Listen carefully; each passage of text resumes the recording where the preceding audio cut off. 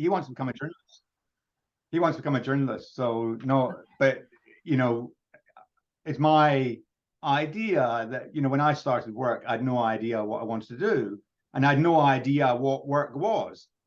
And so what I'm trying to encourage my children is let's find out what you might be interested in. You don't need to make any decisions, but let's have a look at the things that you think might be interesting, because then you can decide, oh, is it interesting or is it not?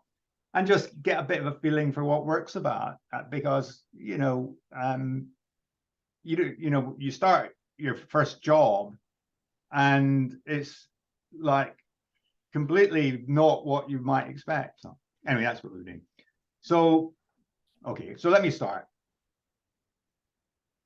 So I'm with Alex Nguyen, who is one of the Substack readers and excitedly won our competition and has got a copy of R.G. Hall's book, 4 Ways to Beat the Market. So welcome, Alex, and tell us, you're an analyst at Jefferies. Tell us what you do. Yes, so hi, Stephen. Thanks for a chance to speaking about my experience on your platform. So I'm currently working at Jefferies, looking at software and IT service company. Essentially, a job of a sell-side equity research analyst is that you cover specific numbers of companies. You develop your views on it, communicating with management, communicating your views on the quarterly, yearly earnings of this company, and recommend whether investors should buy, sell, or hold this investment. I first came across Steve's content when I was trying to find out more about different ways to learn if the company is trying to not necessarily like manipulate their financials, but different ways that management can present the financials under specific lens. So I came across his videos talking about the bakery chain in the UK and how they went into bankruptcy. I found the videos contents very helpful. And then later on, I signed up for one of his courses, how to read the balance sheet, because I think Steve is essentially right in terms of like most people, when they look at the financial statement, they usually focus on the P&L, much more so than the balance sheet and eventually the cash flow statement. So that's how I came across his content and has been a very big fan ever since.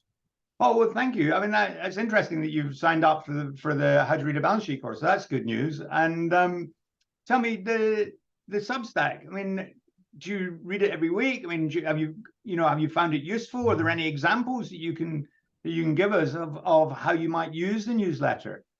Yep. So I think specifically from my position right now, it's quite easy to be siloed in one sector or one industry or a specific set of companies. So I just find Steve weekly Substack very helpful in terms of broadening my interest or like readership into other topics.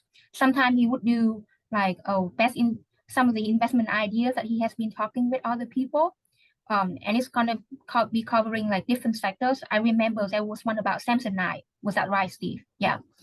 And then on one of the other Substack, then he would write about private equity and capital news flow, which is very helpful to what I cover right now, because we see a lot of deals coming in to the sector, but at the same time, like his Substack portray a different flavor in terms of the overall picture.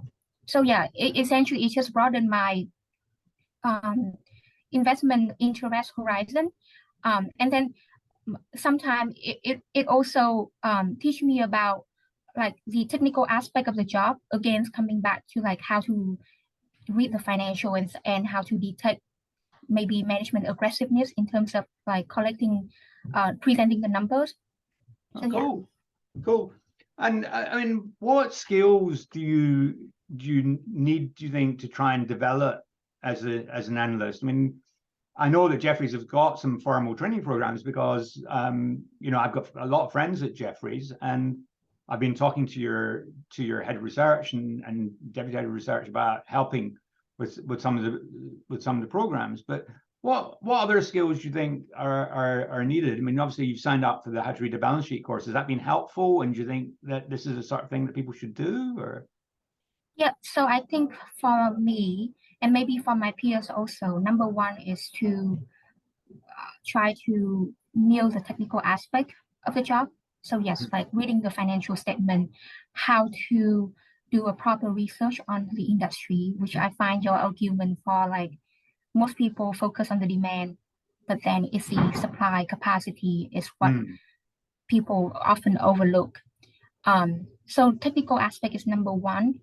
And then I think another skill set that would be very helpful for me to learn is to better understand the risk and reward asymmetry, because that essentially is the biggest theme when it comes to the decision on whether you should take a position on the stock or not. And that is it is in both art and science. There's technical aspect to it, but then like you have to be up on top of the news flow, other people's sentiments. So yes. No, absolutely. I mean, I think it's something the sell side don't focus enough on, and it's something that really interests investors. It's not so much that the stock could double. It's the stock could double and it's only got 20 or 30% of downside is much more interesting than the stock could double or fall by 90%. I mean, and that's really, really important from an investor's perspective. And it's really good. I mean, I was really happy that we had a competition winner who was a woman, because I mean, I don't have any data on the Substack, but I've got data, not brilliant data. I've got data on the course on the online school, and I've got good data on the podcast. Well, as good as the data can be, it's data from Spotify, and the number of women both listening to the podcast and doing courses is very low, and obviously there's few enough women in investment. And I've been trying to get more women on the podcast. So this month I've got Beth Lilly, who's an amazing, I mean, really amazing person. But tell me, I mean, what advice would you give, and how would you encourage someone, a woman who's thinking of becoming an analyst, thinking of going into investing? What advice or help do you think you can offer them? I think my advice would be to try to lean in, as in, right, like I think factually speaking, right, at least within what I have been seeing right now, most of the time there are very few women on the floor, and especially during meetings with company management, you barely see a woman. And so I think yes, the lack of role model is still there, but you have to make the most out of the existing circumstance, right? So try to lean in, whether it's with a woman colleague or with a male colleague. I think just try to find the confidence to speak up your mind, saying like, these are the goals that I want to achieve. How do you think I should go around to be able to achieve that? And be a go-getter.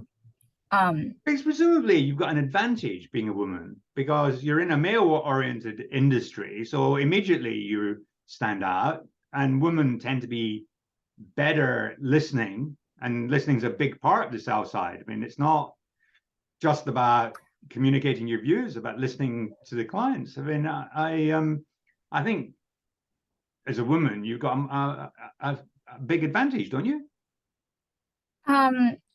Yes and no. You are right. I think that like at least for me, from what I observe about myself, I think I tend to be a better listener compared to my male colleague. But at the same time, I feel like I'm less likely to present my views as aggressively as my male colleague. It probably just me. I don't want to generalize it for other women. And being on the sell side, like I think like you need to be vocal about your views, and that's something that I'm still working towards. Of course, that always comes with experience and confidence. Listen, Alex, it's lovely talking to you. Thank you very much for coming on. Of course, thank you, Steve.